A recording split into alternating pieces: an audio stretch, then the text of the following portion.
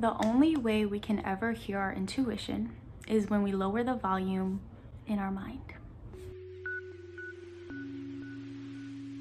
So our intuition is that little voice that we hear in the back of our head that we don't choose to follow, or sometimes we do choose to listen to it. And that's why I want to talk about it, because I feel like there's so many amazing things that can happen when we choose to follow our intuition.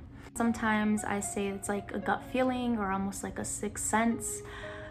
There's different ways of describing it, but honestly, at the end of the day, I feel like it really is just a feeling and like a state of being. So with that, I want to discuss how to tap into this amazing thing.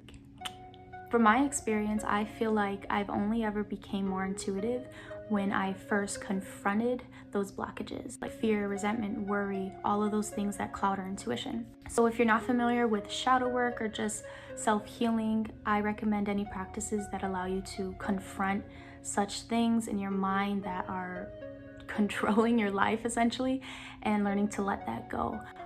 For me, I've done a lot of like meditative practices. A lot of times it's doing activities that still my mind and get me out of my head to just be still. When you're tapped into your intuition, you're able to be a better judge of what is right and what is wrong for yourself. One thing to remember though is that no matter how many activities you're doing to distract you, at the end of the day, you're still gonna have those fears, those worries, those whatever in your mind, you know? So that's why it's so important to go through the process of confronting there, sitting with yourself and really learning about what is blocking you and what is getting in your way from living your life to the fullest, honestly. Because when you follow your intuition, it's rooted in passion, it's rooted in love. We are following our soul's purpose. We are following that divine plan that is almost supernatural to what we have physically, what we have in our brain.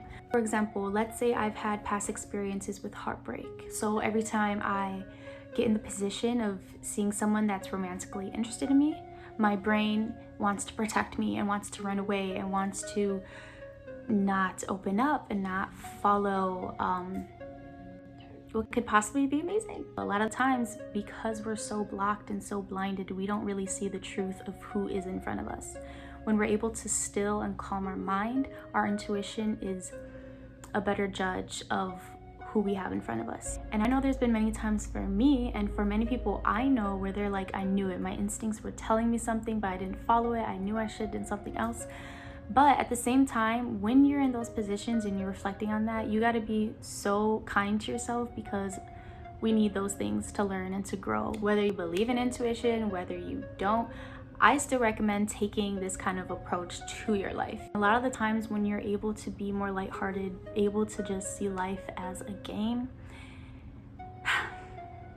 it's wonderful. It's wonderful.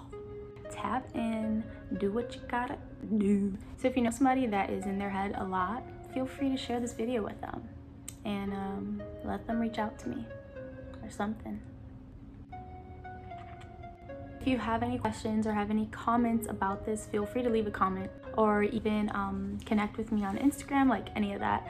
I'm here honestly just to spread like awareness to stuff, because it's helped me a lot. Tap into your intuition, get out of your head, do what you gotta do to live your life to the fullest. Okay?